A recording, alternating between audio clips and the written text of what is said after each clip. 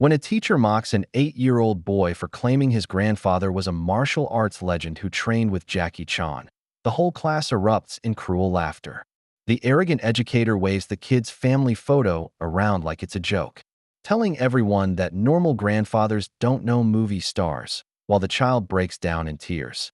But the quiet maintenance worker checking windows in the back of the room suddenly freezes when he sees that photograph, because that's Jackie Chan himself, and he recognizes his old training partner from Hong Kong. The teacher has no idea he just humiliated a child in front of the one person who can prove every word was true. While the cruel educator continues his lecture about honest family stories, the legendary action star removes his cap and steps forward with the quiet authority of someone who spent decades protecting the innocent. The sobbing boy looks up to see his hero walking toward the front of the classroom, ready to defend his grandfather's honor.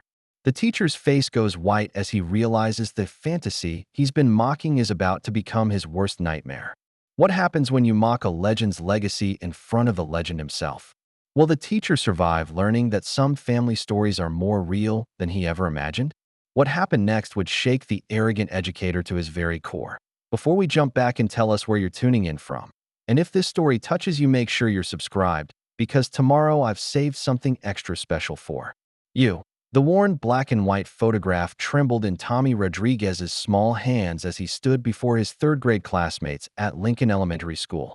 8 years old and barely reaching the teacher's waist, he clutched the precious image like a lifeline, his grandfather Miguel in a perfect martial arts stance beside a young Asian man, both glistening with sweat after what looked like an intense training session. "This is my grandpa Miguel," Tommy began, his voice barely above a whisper.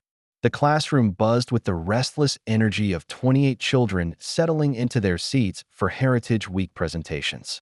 "He died 6 months ago from a heart attack, but before that, he was really famous." Tommy's dark eyes, so much like his grandfather's, scanned the room nervously. Since Miguel's death, everything had changed. The kids who used to play with him now whispered behind his back, calling him weird for the stories he told about his grandfather's adventures. "My grandpa was a martial arts master," Tommy continued, finding courage in the memory of Miguel's gentle voice telling him these very stories. "This picture was taken in Hong Kong in 1982. That's my grandpa right there, and that's his friend who became a really famous movie star." A few children leaned forward with interest, but Tommy noticed Mr. Bradley, the substitute teacher, filling in for Mrs. Peterson, rolling his eyes behind his wire-rimmed glasses. The man's thin lips curved into a skeptical smile that made Tommy's stomach clench. "My grandpa always told me that real strength comes from protecting people," Tommy said, his voice growing stronger as he remembered Miguel's words. "He learned that from training with masters in Hong Kong, and he taught it to me too. He said his friend Jackie Chan understood that better than anyone, and that's why they stayed friends even when Jackie became famous." The photograph showed two men who clearly respected each other: Miguel Rodriguez, the Dragon of East Los Angeles, and a young Jackie Chan, both captured in a moment of pure martial arts brotherhood. "My grandpa said that true martial artists don't fight to show off," Tommy concluded, holding the photo against his chest. "They fight to protect people who can't protect themselves, just like he learned from his friend Jackie Chan." Mr. Bradley's condescending chuckle cut through Tommy's presentation like a blade. "Now, Tommy, let's be realistic here," he said, rising from behind his desk with the authoritative stride of someone who believed children needed firm correction. The substitute teacher approached the front of the classroom, his polished shoes clicking against the linoleum floor. At 42, Bradley had spent 15 years in education, and he prided himself on teaching children the difference between fantasy and fact.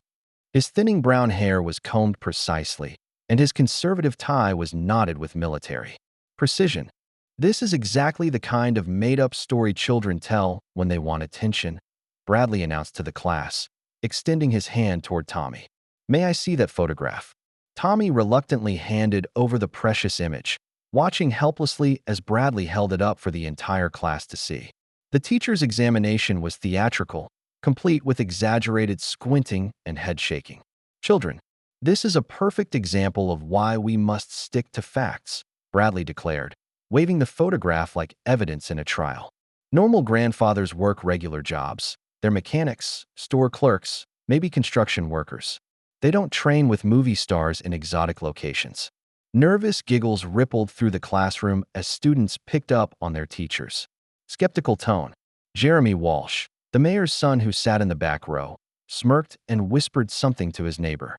How convenient that Tommy's grandfather supposedly knew someone famous, Bradley continued, his voice dripping with sarcasm. And how very convenient that we only have this one blurry photograph as proof. Tommy's face burned with humiliation and anger. It's not made up, he protested, his small hands clenched into fists. My grandpa really did know Jackie Chan. I have more pictures at home, and my grandma has letters. More fantasy, Bradley dismissed with a wave of his hand. Tommy, your family probably watches too many action movies. That's where these elaborate stories come from. The classroom erupted in louder giggles as children sensed weakness and moved in for the kill, like young predators learning cruelty from their pack leader. Children, Bradley said, placing the photograph face down on his desk like discarded evidence. This is why it's important to tell the truth instead of making up stories to impress people. Mr. Bradley warmed to his cruel lesson, pacing around the classroom while using Tommy's humiliation as a teaching tool. The photograph lay abandoned on his desk like a piece of discarded trash, and Tommy stood frozen at the front of the room, tears threatening to spill from his dark eyes. Class, let's discuss the difference between reality and make-believe, Bradley announced, clearly enjoying his position of authority. How many of you have grandfathers who know movie stars? Silence filled the room as children looked around at each other, already understanding the game their teacher was playing. Anyone? No. That's because normal families have normal stories, Bradley continued, his voice taking on the patronizing tone of someone explaining simple concepts to slow children. Real grandfathers fix cars, work in offices, maybe served in the military. They don't have secret kung fu adventures with Hollywood celebrities. Ashley Monroe giggled and raised her hand. My dad says people who make up stories are just trying to get attention because their real lives are boring. Excellent observation, Ashley. Bradley beamed, pointing at her like she'd solved a complex math problem. Tommy's grandfather was probably a perfectly nice man, but these elaborate tales about martial arts training and celebrity friendships? Pure fiction. Jeremy Walsh couldn't contain himself any longer. My dad says people who lie are losers, he called out, earning approving nods from several classmates that Tommy's best friend Lisa Martinez finally found her courage. Mr. Rodriguez was really nice, and he did no karate, she said, her voice shaking, but determined. I saw him do moves in his backyard. That's enough, Miss Martinez, Bradley snapped, his patience for dissent exhausted. We don't reward tall tales in this classroom, and we certainly don't encourage others to participate in fantasy. The whispered taunts began in earnest now. Tommy's a liar. His grandpa was nobody special. He just wants attention. Each cruel word hit like a physical blow, and Tommy felt his grandfather's memory being torn apart by children who had never known Miguel Rodriguez's gentle strength. Bradley returned to his desk, picking up the photograph one more time. Children, when we make up stories about our families, we dishonor their real accomplishments. I'm sure Tommy's grandfather was a good man who worked hard and loved his family. Isn't that enough? Tommy slumped into his chair, completely defeated, as tears finally spilled down his cheeks. It's exactly 10:30 a.m. A gentle knock interrupted Mr. Bradley's continuing lecture on family honesty. The substitute teacher barely looked up from his paperwork as he called out, "Come in." A maintenance worker entered carrying a worn toolbox and clipboard, moving with the quiet efficiency of someone accustomed to working around busy classrooms. He appeared to be in his late 50s, wearing navy blue coveralls with Lincoln Elementary Maintenance embroidered in white thread across the chest pocket. His weathered baseball cap was pulled low, partially concealing graying hair and kind eyes that seemed to take in everything at once. Sorry to interrupt, the worker said in accented English, his voice soft and respectful. Monthly safety inspection, need to check the window locks. Bradley waved him in with barely a glance, too absorbed in his educational mission to pay attention to mere maintenance staff. Class, continue listening while the maintenance man does his job, he instructed dismissively. The worker moved to the windows along the back wall with methodical precision, testing each latch and making careful notes. On his clipboard, his movements were fluid and controlled, like someone whose body was a perfectly calibrated instrument, though his coveralls and humble demeanor suggested nothing more than a dedicated school employee. Ashley Monroe began her presentation about her grandmother's German cookie recipes, and the class's attention shifted away from Tommy's humiliation. But the boy remained slumped in his seat, the photograph of his grandfather still lying face down on Bradley's desk, like evidence of his shame. The maintenance worker continued his inspection, moving closer to the front of the classroom with each window he checked. His name tag, slightly faded from years of washing, read simply Jack. His hands, calloused from decades of work, handled his tools with the same careful precision he applied to everything else as he approached the windows near Bradley's desk. The worker's position allowed him to overhear the ongoing conversation about truthful family stories and the importance of keeping children grounded in reality rather than fantasy. The man worked quietly, professionally, occasionally glancing toward the front of the room where Ashley enthusiastically described her grandmother's strudel-making process. But something in his posture suggested he was listening more carefully than his casual demeanor indicated. Ashley Monroe finished her presentation about her grandmother's traditional German recipes, earning enthusiastic praise from Mr. Bradley for her wonderfully factual family history. The contrast with Tommy's treatment couldn't have been clearer as Bradley once again picked up the abandoned photograph. Now this, class, is the difference between honest family stories and elaborate fiction, Bradley announced, holding Tommy's precious photo high for everyone to see. He waved it dramatically, using it as a prop in his lesson about truth versus fantasy. The maintenance worker, who had been quietly checking the window directly behind Bradley's desk, suddenly stopped mid-motion. His screwdriver remained frozen in his hand as his eyes locked onto the image being displayed so carelessly above his head. The worker's weathered face transformed as recognition hit him like a physical blow. His eyes widened, and he took an involuntary step closer, staring at the photograph with an intensity that would have been obvious to anyone paying attention. But Bradley was too absorbed in his cruel lesson to notice the man behind him to eye in that black and white image. The worker saw himself, 30 years younger, sweat-soaked and grinning after an intense training session in a humid Hong Kong gym. And beside him stood Miguel Rodriguez, the dragon of East Los Angeles, the man who had saved his life and become like a brother to him. Memories flooded back with overwhelming force. Sparring sessions that lasted until dawn, philosophical discussions about the true meaning of martial arts, Miguel's difficult decision to return to America and start a family instead of pursuing international fame. The worker's hands began to tremble as he set down his tools and removed his baseball cap entirely. His graying hair, no longer hidden beneath the cap, revealed more of his face. Several students glanced in his direction, but their attention remained focused on Bradley's continuing lecture. "Miguel," the worker whispered, so quietly that only Tommy, sitting in the front row directly below him, could hear the reverent pronunciation of his grandfather's name. Tommy looked up, confused and hopeful, at hearing his grandfather's name spoken with such obvious respect and emotion. Their eyes met for a brief moment, and the worker saw Miguel's features reflected in the boy's face. The same determined jawline, the same honest eyes. The worker stepped forward, his voice clear and respectful despite the emotion threatening to overwhelm him. "Excuse me, Mr. Bradley. May I see that photograph?"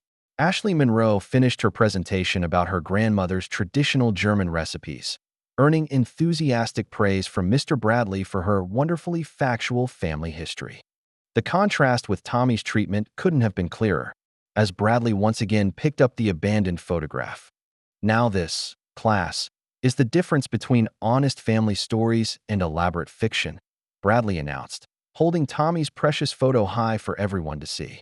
He waved it dramatically, using it as a prop in his lesson about truth versus fantasy. The maintenance worker, who had been quietly checking the window directly behind Bradley's desk, suddenly stopped mid-motion.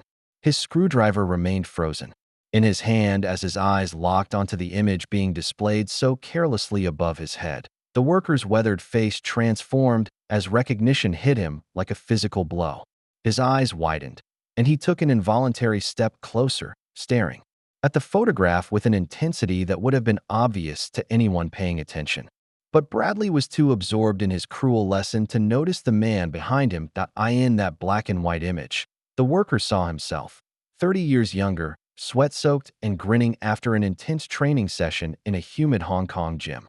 And beside him stood Miguel Rodriguez, the dragon of East Los Angeles, the man who had saved his life and become like a brother to him.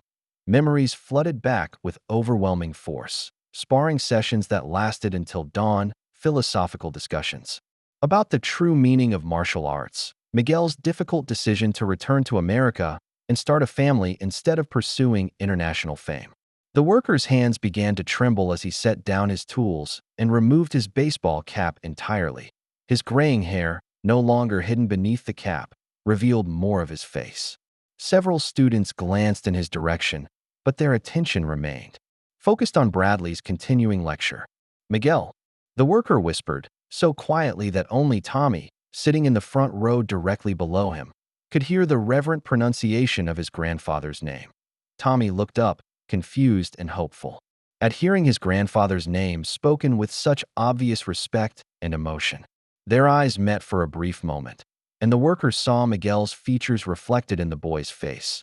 The same determined jawline, the same honest eyes. The worker stepped forward, his voice clear and respectful despite the emotion threatening to overwhelm him. "Excuse me, Mr. Bradley. May I see that photograph?" Mr. Bradley turned with visible annoyance, his lecture interrupted by what he considered inappropriate interference from support staff. "What possible interest could maintenance personnel have in student presentations?" he asked condescendingly, clutching the photograph protectively against his chest. The worker extended his hand with gentle persistence, his voice carrying quiet authority that somehow filled the room despite its softness. "Please, that photograph. I believe I know the people in it." Bradley reluctantly handed over the image, muttering under his breath about everyone wanting to be part of the fantasy. The maintenance worker accepted the photograph with the reverence one might show a religious artifact, holding it carefully in his calloused hands. For a long moment, he studied the image in complete silence. The entire classroom seemed to hold its breath as they watched this unexpected drama unfold. Even the most restless students sensed something significant was happening. The worker looked directly at Tommy, his kind eyes bright with unshed tears. "Young man, what was your grandfather's name?" Tommy's voice came out as barely a whisper, hope and confusion warring in his expression. "Miguel Rodriguez." The worker nodded slowly, as if confirming something sacred. "Miguel Rodriguez, the dragon of East Los Angeles." His voice carried such profound respect that even the giggling students fell silent. The classroom atmosphere shifted dramatically. Even Bradley stopped his dismissive muttering. The worker removed his baseball cap completely, and several students gasped audibly as they recognized the famous face that had been hidden beneath the humble disguise. The weathered features, the distinctive bone structure, the unmistakable presence. It was impossible to deny. "My name is Jackie Chan," he said simply, his voice carrying across the silent room like a declaration of truth. "And Miguel Rodriguez was one of the finest martial artists and greatest men I have ever known." The photograph trembled slightly in his hands as he continued, his accent thick with emotion. "This picture was taken in Hong Kong in 1982, after Miguel saved my life during a tournament. We trained together for 3 years." Jackie looked directly at the stunned Mr. Bradley, his gentle demeanor now carrying an unmistakable edge of steel. "Everything this boy told you about his grandfather is absolutely true." The classroom remained frozen in shocked silence. 28 pairs of eyes staring at Jackie Chan holding the photograph that proved Tommy Rodriguez had been telling the truth all along. Jackie Chan moved to the front of the classroom with fluid grace, still holding the photograph like a treasured memory. The stunned students and their teacher watched in complete silence as one of the world's most famous action stars addressed them directly.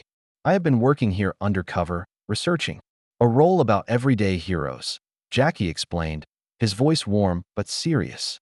"But this moment is far more important than any movie." He knelt beside Tommy's desk, speaking directly to the boy whose grandfather's memory had been so cruelly attacked. "Miguel Rodriguez was called the Dragon of East Los Angeles because of his incredible skill, and his fierce protection of his community. In Hong Kong, he was respected by masters who had trained for 50 years. Jackie's eyes swept across the classroom, ensuring every child understood the magnitude of what they were witnessing. Your grandfather could have been as famous as me. Tommy. Movie studios wanted him. Fight promoters offered him millions. But he chose something more valuable. He chose to be a father and husband. Mr. Bradley's face had gone from white to red as the full scope of his mistake became devastatingly clear. He had publicly humiliated a child for telling the absolute truth about his family's honor. Miguel once stopped 6 armed men from robbing a temple. Jackie continued, his voice growing stronger with each story. He taught martial arts to poor children for free every weekend. He always said that true strength protects the innocent, never seeks glory. The same students who had mocked Tommy 20 minutes earlier now listened with their mouths open, hanging on every word from the legendary martial artist who was validating everything their classmate had claimed. In his letters to me, Miguel spoke of his grandson often. Jackie said, placing a gentle hand on Tommy's shoulder. He said you had his spirit, his heart for justice. He believed you would grow up to be a protector, just like him. Jackie stood and addressed the entire class. Today you have learned an important lesson about judging others and about the power of family legacy. Tommy's grandfather was a hero who chose love over fame, family over fortune. The photograph remained in Jackie's hands, no longer evidence of a child's fantasy, but proof of an extraordinary heritage that demanded respect. Jackie continued, sharing stories about Miguel Rodriguez's legendary status in the martial arts community. 2 men in expensive dark suits observed from outside the classroom window. They spoke quietly into cell phones, their conversation revealing they had been tracking Jackie's movements with professional precision. The older man, Vincent Kane, had silver hair and cold gray eyes that missed nothing. His younger companion took notes while Kane spoke into his phone with barely contained urgency. Confirm it's the Rodriguez boy, Miguel's grandson. And yes, Sean is here personally. Inside the classroom, Principal Janet Walsh arrived, having been alerted by curious teachers who reported some kind of commotion in the 3rd grade room. Her initial starstruck reaction to recognizing Jackie Chan quickly gave way to professional concern for her students' welfare. Jackie graciously deflected attention from his celebrity status, redirecting focus to Tommy and his grandfather's remarkable legacy. From his pocket, he produced a small jade pendant on a simple chain, its surface carved with intricate dragon designs. Your grandfather gave this to me years ago as a symbol of our friendship, Jackie said, placing the pendant around Tommy's neck. He asked me to return it to you when you were old enough to understand its meaning. That time is now. Tommy touched the jade reverently, feeling its smooth warmth against his chest. For the first time since his grandfather's death, he felt truly connected to Miguel's memory and proud of his heritage. Bradley attempted to approach, clearly wanting to apologize, but the damage to Tommy's trust was evident in the boy's wary expression. The teacher's face showed genuine remorse, but words seemed inadequate for the cruelty he had displayed. Outside, Kane and his associate focused their cameras on the jade pendant Jackie had given Tommy. They quickly departed when Jackie's trained instincts made him glance toward the window, but not before Kane made one final phone call. The old man definitely passed something to the family, Kane reported with satisfaction. We move tonight. The boy and his grandmother have what we need. Jackie felt the familiar chill of danger approaching, his survival instincts sharpened by decades of real-world threats. He looked out at the empty schoolyard, seeing nothing but sensing everything. The calm before an inevitable storm. At 3:30 p.m., Jackie waited outside Lincoln Elementary as yellow buses rumbled away and parents collected their children. Tommy approached, hesitantly, still processing the day's incredible revelations, the jade pendant warm against his chest beneath his t-shirt. Would you like to visit your home? Jackie asked gently. I'd like to pay my respects to Miguel's memory and meet your grandmother. They walked through the familiar streets of East Los Angeles, past Miguel's old martial arts studio that now housed a busy laundromat. Tommy pointed out the community center where his grandfather had taught free classes every Saturday, his voice growing stronger as he shared memories. Kids at school have been calling me weird since Grandpa died, Tommy confided as they passed a small park where Miguel used to practice forms at sunrise. They said I was making everything up to get attention. Jackie listened patiently, occasionally stopping to examine places where he and Miguel had secretly trained during his visits to Los Angeles over the years. Your grandfather wrote to me about the teasing. He was worried you might start doubting his stories. They arrived at a modest house with a well-maintained garden, where climbing roses framed a front porch that spoke of love and careful attention. Tommy's grandmother, Rosa Rodriguez, emerged before they reached the door, having spotted them through the kitchen window at T71. Rosa possessed the quiet strength of someone who had survived loss while maintaining faith.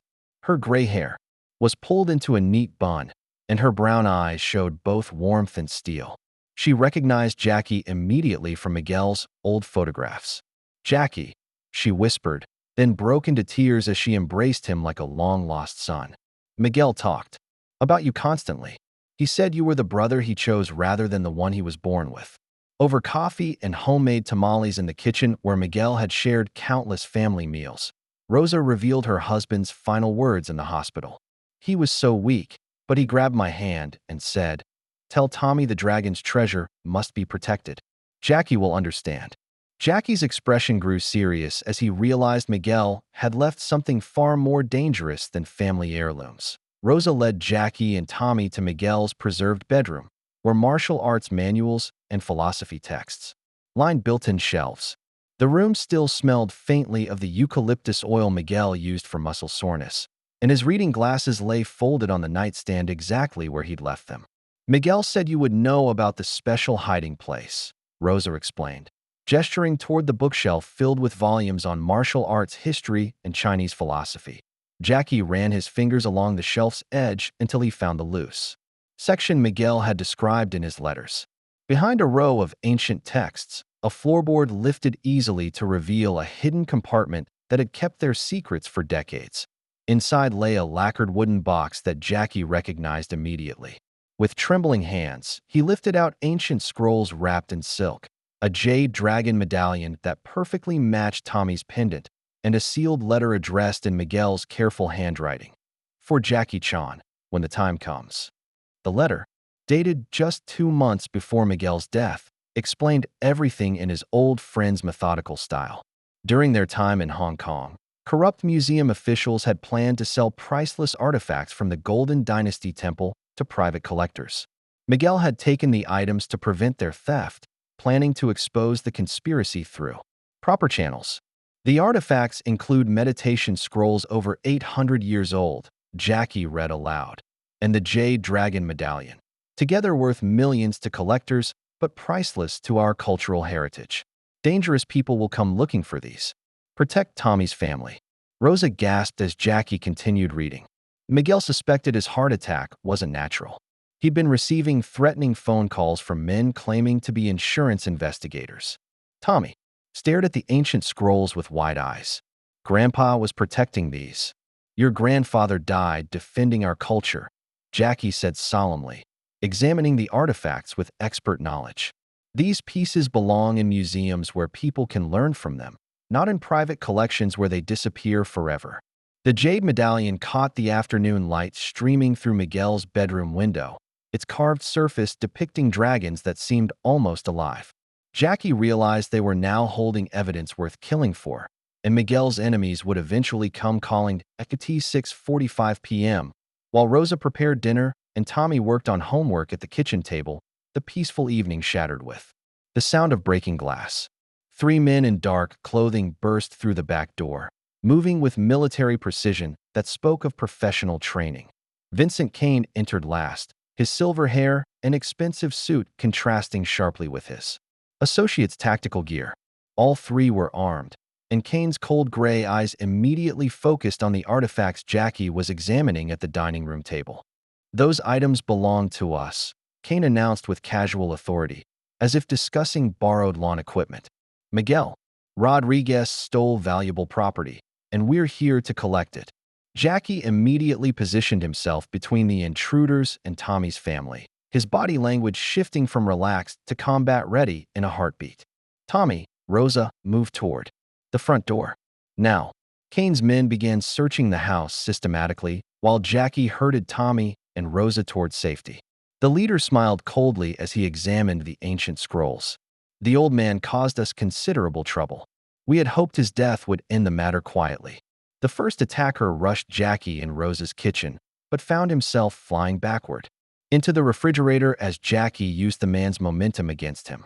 The second man swung a crowbar, which Jackie deflected with a cast-iron skillet before sending his opponent sliding across the tile floor. Jackie swung from the ceiling light fixture to avoid gunfire, his movements impossibly fluid as he turned the domestic space into a battlefield. He used everything available. Rolling pins became clubs, hot coffee became weapons, and the refrigerator door served as a shield while he drove attackers back with a barrage of spice jars. Kane proved more skilled than his associates, engaging Jackie in genuine martial arts combat among overturned furniture. During their fight, Kane revealed they considered the artifacts legitimately theirs through acquisition and proper compensation. Miguel was a thief who disrupted a legitimate business transaction. Kane snarled while blocking Jackie's strikes. His family will pay for his crimes. Jackie managed to defeat all three men through superior skill and environmental awareness, but Kane escaped through the kitchen window with a final warning. This isn't over. We know where the boy lives. Police sirens approached as neighbors called 911, but Jackie knew they could no longer stay safely at 9:30 p.m. after giving carefully edited statements to police who treated the incident as a random burglary. Jackie suggested they spend the night at Lincoln Elementary. His film research provided legitimate access to the building, and Principal Walsh had given him security codes for emergency situations. Janet Walsh met them at the school with genuine concern for Tommy's safety and barely contained excitement about helping Jackie Chan. She provided blankets from the nurse's office and food from the teacher's lounge, while Jackie secured the gymnasium using his knowledge of the building's layout. The maintenance company won't question my presence here overnight, Jackie explained as he checked windows and exit routes with professional thoroughness. But we need to be prepared for Kane's return. As Rosa settled into makeshift bedding and Principal Walsh returned home, Jackie began teaching Tommy basic self-defense techniques. Each movement came with philosophy Miguel would have recognized. Your grandfather always said martial arts isn't about fighting, it's about protecting what matters most, Jackie explained, guiding Tommy through simple blocks and escapes. Power without wisdom is just violence. Tommy proved surprisingly quick to learn, his muscle memory awakening skills he'd absorbed from watching Miguel practice. Grandpa used to do these moves in the backyard, he said, executing a perfect defensive stance. Jackie shared stories throughout the night about Miguel's legendary status in Hong Kong's underground martial arts community. He earned the nickname Dragon of East LA by defeating a challenger who was threatening shop owners in Chinatown. Miguel didn't fight for glory. He fought because good people needed protection. Dawn light filtered through gymnasium windows as Jackie periodically checked perimeters, his instincts warning him that Kane's organization wouldn't give up easily. Phone calls to Hong Kong contacts revealed the corruption scandal was international, involving art thieves and government officials on both sides of the Pacific. The artifacts we're protecting are part of a $50 million theft ring, Jackie explained quietly while Tommy dozed. Multiple people have died trying to expose this network. As sunrise painted the sky orange and pink, Tommy stirred awake and asked the question that would define everything. Will you teach me to be like Grandpa? Jackie smiled, remembering Miguel's gentle strength. Your grandfather's greatest power wasn't his fighting skill, Tommy. It was his heart. That you already possess. At 7 a.m., Mr. Bradley arrived at Lincoln Elementary carrying a stack of printouts, his eyes red from a sleepless night spent researching everything he could find about Miguel Rodriguez. Unable to live with his guilt, he had discovered dozens of online references to the Dragon of East LA in martial arts forums and old newspaper archives. He found articles about Miguel's community work, tournament victories, and even a 1985 photograph of him with Jackie Chan at a Los Angeles martial arts exhibition. Each piece of evidence drove home the magnitude of his cruelty in humiliating a child who had been telling the absolute truth. When Bradley encountered Jackie and Tommy in the hallway, he approached with genuine humility. Mr. Chan, I owe Tommy the most sincere apology possible. I spent the night learning about his grandfather's incredible legacy. Jackie studied the teacher's remorseful expression, recognizing authentic regret beneath the man's obvious exhaustion. Actions speak louder than apologies, Mr. Bradley. How do you plan to make this right? I want to create a proper tribute for Miguel Rodriguez, Bradley offered, spreading his research across a nearby table. These articles show he was everything Tommy claimed: a community hero, a master martial artist, a man who chose service over fame. Jackie agreed to let Bradley help, partly because the teacher's research skills had uncovered valuable information. Bradley had found connections between Miguel and several Hong Kong masters, plus evidence of his grandfather's investigation into stolen artifacts. However, Bradley's internet searches had inadvertently triggered alerts within Kane's sophisticated monitoring system. The criminal organization tracked online activity related to their targets, and sudden increased interest in Miguel Rodriguez raised immediate red flags. Bradley's phone rang during their conversation, and an unfamiliar voice delivered a chilling message. "Stop digging into things that don't concern you, teacher. Some family histories are better left buried." The call ended abruptly, leaving Bradley pale and shaken. "I think I've made things worse," he whispered. Realizing his good intentions had drawn dangerous attention, Jackie's expression hardened as he understood the implications.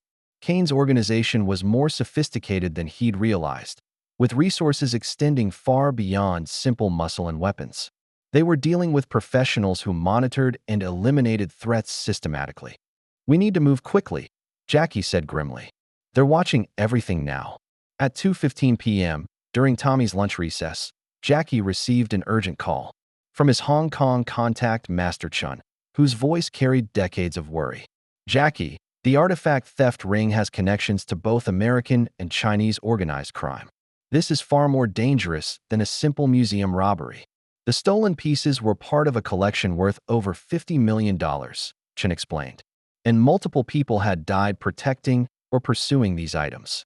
The corruption network included government officials, museum directors, and wealthy collectors who paid premium prices for pieces with no questions asked." Jackie immediately tried calling Rose's cell phone to check on her safety, but his calls went straight to voicemail. A cold dread settled in his stomach as he grabbed Tommy and raced toward Miguel's house, Principal Walsh following in her car. They found signs of a violent struggle: overturned furniture, Rose's purse abandoned on the floor, and a note written on expensive stationery that could only have come from Vincent Kane's organization. "We have the old woman," the note read in typed text. "The artifacts for her life. Midnight at the Chinatown Cultural Center. Come alone, or she joins her husband permanently." Included was a digital photograph showing Rosa tied to a chair in what appeared to be a warehouse, her face showing defiance despite obvious fear. The message was clear: Kane had escalated beyond theft to kidnapping and murder. Tommy broke down crying, his 8-year-old mind struggling to process that his beloved grandmother was in mortal danger because of his grandfather's heroic actions. "This is my fault," he sobbed. "Grandpa's treasure is hurting Grandma." Jackie knelt beside the boy, his own heart breaking at Tommy's misplaced guilt. "Your grandfather died protecting our cultural heritage, Tommy. That makes him a hero, not a criminal. We will save your grandmother."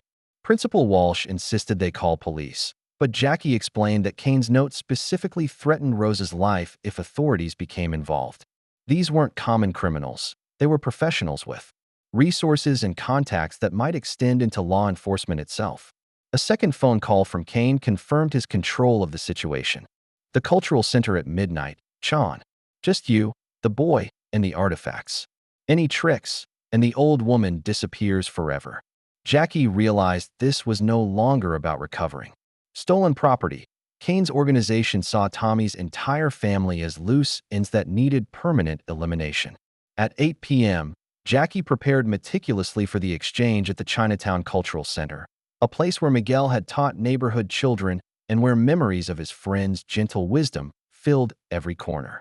The building's traditional architecture and multiple levels would provide both opportunities and dangers in the confrontation ahead. Jackie had hidden the real artifacts in a secure location, bringing carefully crafted replicas that might buy precious time if Kane's authentication experts weren't immediately available. Every detail had been considered: the weight of the scrolls, the aging of the jade, even the subtle markings that proved authenticity. Tommy insisted on accompanying him despite Jackie's strong protests. "Grandma is there because of our family," the boy argued with Miguel's stubborn determination. "I should be there to help save her." Mr. Bradley arrived unexpectedly, having received more threatening calls that convinced him his research had endangered innocent people. His guilt over humiliating Tommy had transformed into protective determination. "I caused this mess. Let me help fix it." Jackie reluctantly agreed, but only if both Tommy and Bradley followed his instructions exactly and remained hidden until Rosa was demonstrably safe. Their presence might provide distraction opportunities, but they were civilians facing professional killers. The cultural center appeared eerily prepared for their arrival. Strategic lighting that created too many shadows, positioned furniture that suggested planned ambush points, and an atmosphere of calculated menace that Jackie's experienced instincts immediately recognized. Kane emerged from the main hall with Rosa, who showed signs of rough treatment but maintained her dignity with characteristic strength. 6 armed men positioned themselves on balconies and behind traditional wooden screens, their professional coordination obvious to Jackie's trained eye. Kane demanded to see the artifacts before releasing Rosa, and Jackie displayed the replicas from a safe distance. The exchange seemed to proceed according to plan, with Kane's expert examining the pieces under specialized lighting while Rosa remained unharmed but clearly threatened. "Your grandfather caused us considerable expense and trouble," Kane told Tommy conversationally while his expert worked. "But business is business.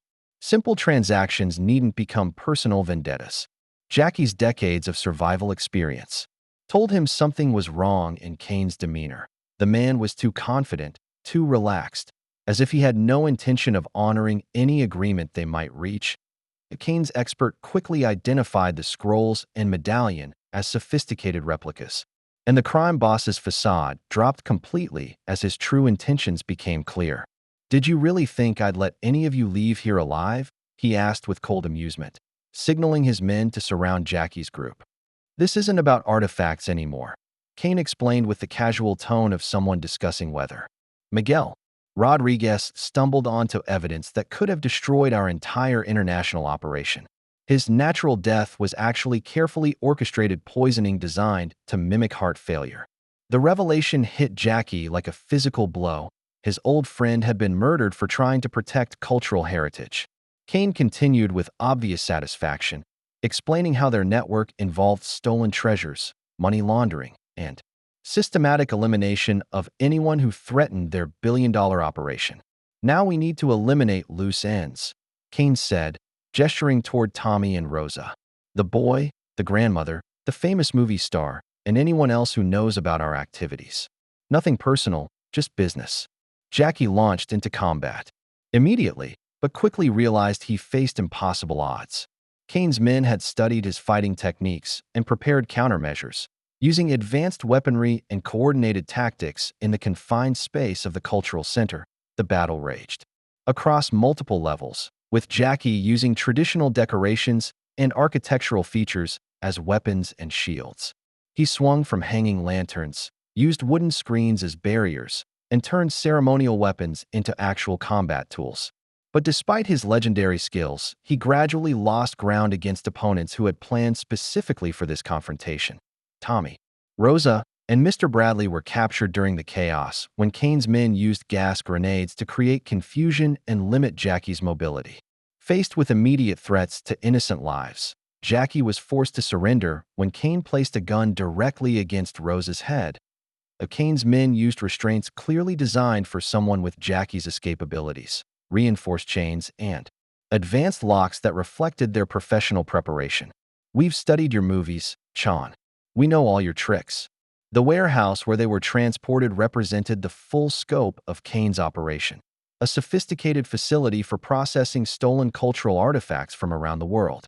With evidence of systematic looting and international trafficking that dwarfed even Jackie's worst fears, all seemed lost as the 4 prisoners faced seemingly impossible odds against a criminal network with unlimited resources and no moral constraints. At 11:45 p.m., the prisoners were held in Kane's warehouse complex, a multi-level facility that served as headquarters for an international art, theft operation spanning 3 continents.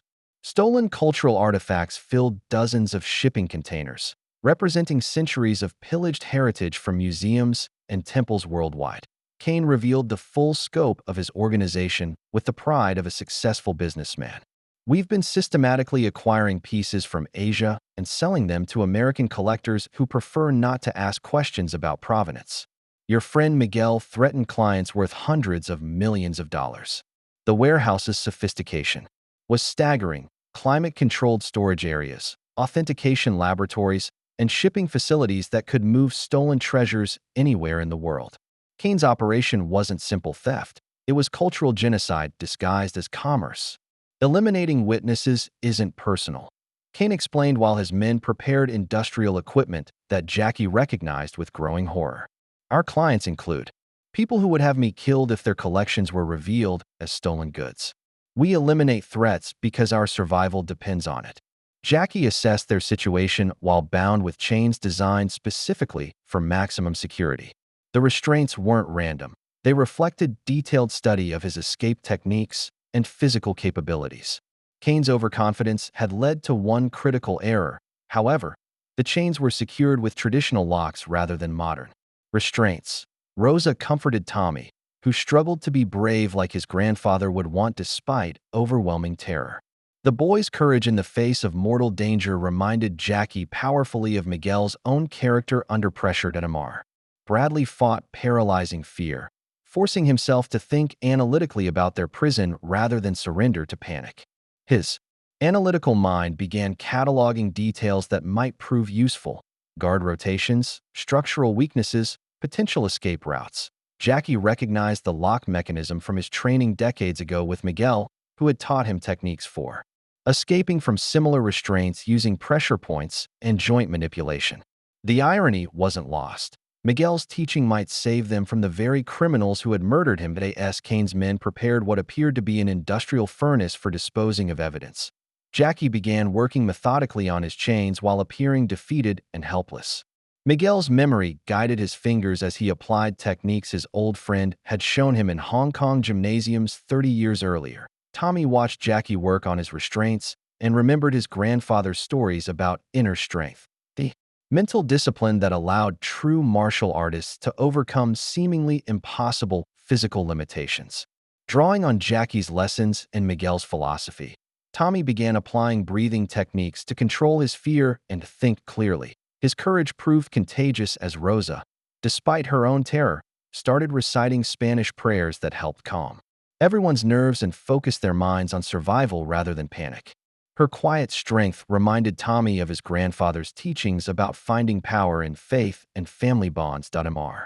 Bradley, inspired by Tommy's bravery and ashamed of his earlier cowardice in humiliating the boy, forced himself to study their prison systematically.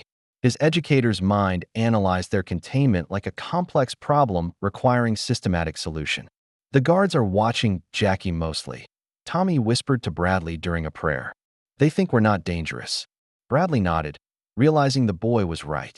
Kane's men considered an 8-year-old child and elderly woman minimal threats, creating opportunities for distraction that might give Jackie crucial seconds to complete his escape. When a guard approached to check Tommy's restraints, the boy used a pressure point technique Jackie had taught him, a simple but effective strike to the guard's wrist that caused him to drop his keys with a surprised yelp. The noise alerted other guards, but Mr. Bradley immediately created a diversion by pretending to have a panic attack. Drawing attention away from Tommy's actions with convincing displays of hyperventilation and terror, Rosa joined the distraction by appearing to faint from stress, forcing guards to check her condition and administer basic medical attention. Her performance was so convincing that even Tommy worried for a moment. These small acts of resistance bought Jackie the crucial seconds he needed to complete his escape from the chains. Miguel's techniques worked perfectly as pressure applied to specific points caused the old-style locks to release with barely audible clicks. Jackie remained motionless in the shadows, still appearing securely bound while actually free to move. His decades of action experience had taught him the value of patience, waiting for the perfect moment to strike rather than rushing into premature action. The guards relaxed their vigilance as the diversions ended, assuming their prisoners were simply frightened civilians reacting predictably to mortal danger. Jackie exploded into action with the element of surprise, launching the most spectacular fight of his legendary career as he battled through multiple levels of Kane's warehouse complex. His movements showcased the complete range of his abilities, traditional kung fu mixed with innovative environmental improvisation. The warehouse became a three-dimensional battlefield as Jackie transformed industrial equipment into weapons and obstacles. He swung from overhead cranes like a gymnast, his body moving with impossible grace between shipping containers and conveyor belts while systematically defeating Kane's men. His signature fighting style emerged in full glory. He used a forklift to pin one attacker against stacked crates, caused another to slip on motor oil Jackie deliberately spilled, and trapped a third man inside a wooden shipping container with perfectly timed acrobatics. Jackie's movements flowed like water around obstacles, each technique serving strategic purposes beyond simple combat. He destroyed Kane's communication equipment while fighting, eliminated escape routes methodically, and created chaos that made coordinated resistance impossible. The fight demonstrated not just physical skill, but tactical genius. Jackie stayed constantly mobile, using the facility's own security features against the guards. Motion sensors became distractions, automated systems became weapons, and Kane's sophisticated defenses turned against their operators. His legendary humor emerged even in this deadly serious situation. When one attacker swung a chain, Jackie redirected it to activate a fire suppression system that drenched the man in foam. Another opponent found himself trapped when Jackie used an overhead crane to stack containers around him like building blocks. Kane watched from his office overlooking the warehouse floor, realizing his men were being systematically outmatched by a single opponent who seemed to anticipate their every move. His professional killers, trained in military tactics and advanced weaponry, were being defeated by someone who turned their own environment against them. The battle showcased why Jackie Chan had become legendary, not just for physical prowess, but for creative thinking under pressure. Every household item became a weapon, every architectural feature became an advantage, and every opponent's attack became an opportunity for counterattack. As Jackie reached the area where his friends were held, having defeated most of Kane's men through superior skill and environmental awareness, he knew the most dangerous confrontation still lay ahead. Kane himself waited with the final challenge. Jackie freed Tommy, Rosa, and Mr. Bradley, but Kane had triggered a lockdown that sealed the warehouse exits and activated additional security measures, including automated defenses and a fire suppression system that filled sections with disorienting foam. "We need to work together," Jackie announced as alarms blared around them. "Each of you has skills we need to survive this." Mr. Bradley's knowledge of building codes proved invaluable as he guided them through emergency routes and helped disable security systems using his understanding of mandatory safety features. Fire codes require accessible exits, he explained while leading them through maintenance corridors. Tommy's small size allowed him to crawl through ventilation systems and unlock doors from the inside, while his grandfather's training and observation helped him spot hidden dangers and alternative paths that adults missed. The boy moved through tight spaces with surprising confidence. Rosa's deep knowledge of the surrounding neighborhood helped them identify which exits led to safety versus dead ends or back into Kane's territory. "That way leads to the police station," she whispered, pointing through a broken window. Jackie coordinated their escape while fighting off remaining guards, his protective instincts fully engaged as he ensured no harm came to his companions. The group moved like a well-trained unit despite their different backgrounds and abilities. Their teamwork demonstrated Miguel's core teaching, that true strength comes from people working together, each contributing unique abilities rather than relying on one person to solve everything. Jackie cleared threats ahead while the others solved logistical problems and watched for dangers he might miss.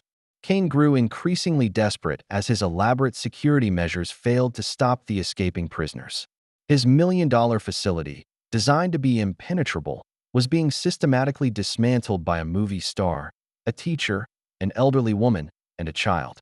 "Enough games," Kane snarled, deciding to face Jackie personally rather than risk losing his entire operation.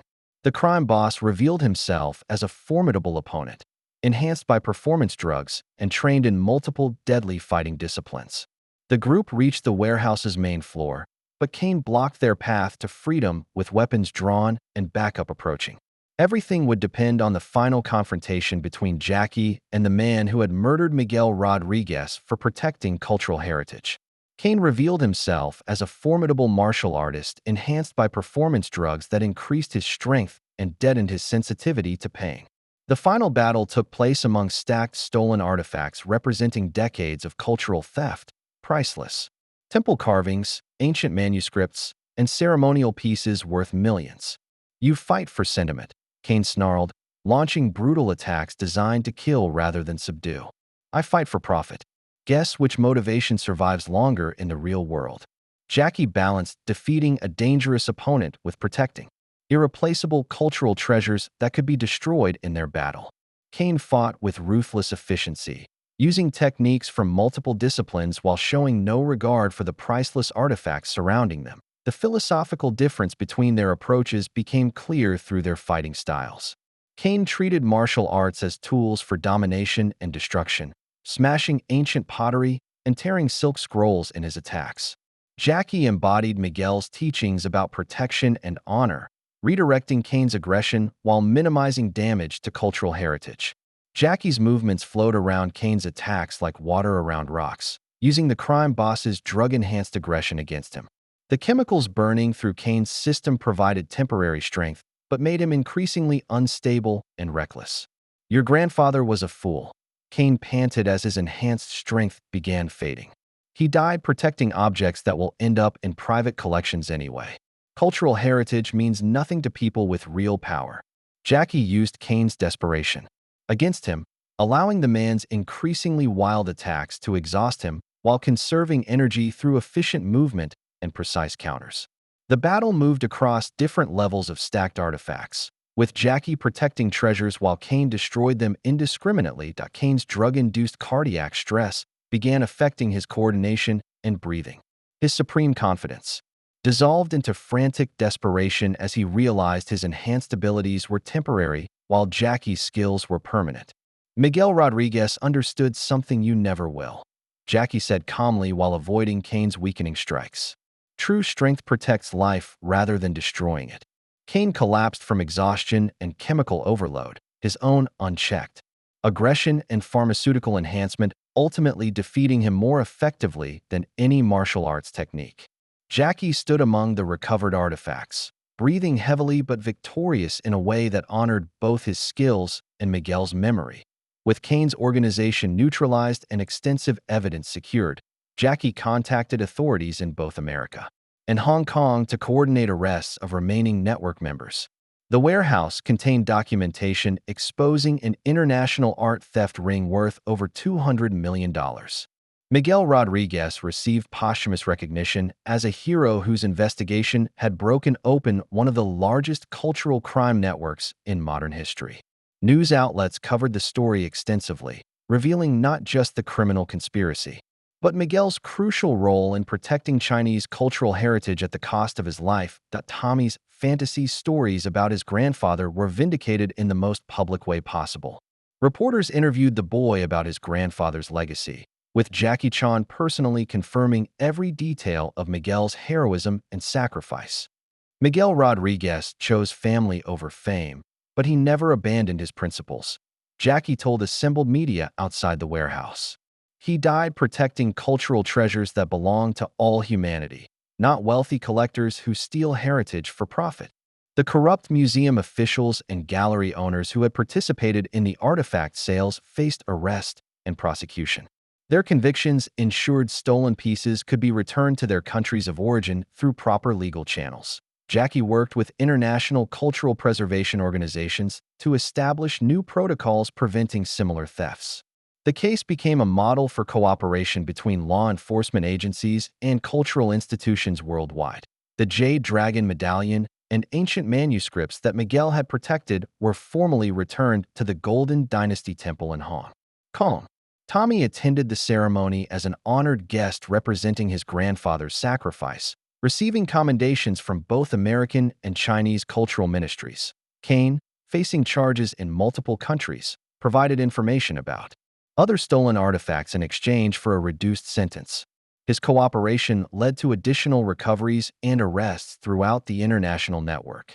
Your grandfather's courage saved countless pieces of our shared human heritage, Jackie told Tommy during the Hong Kong ceremony.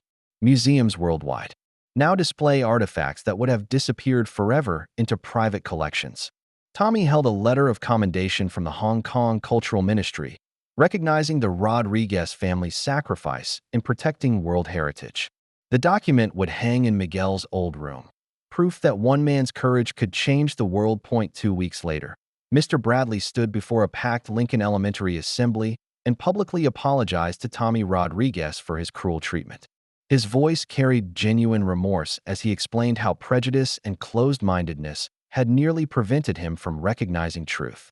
"I let my assumptions blind me to facts," Bradley admitted to the silent audience of students, parents, and faculty.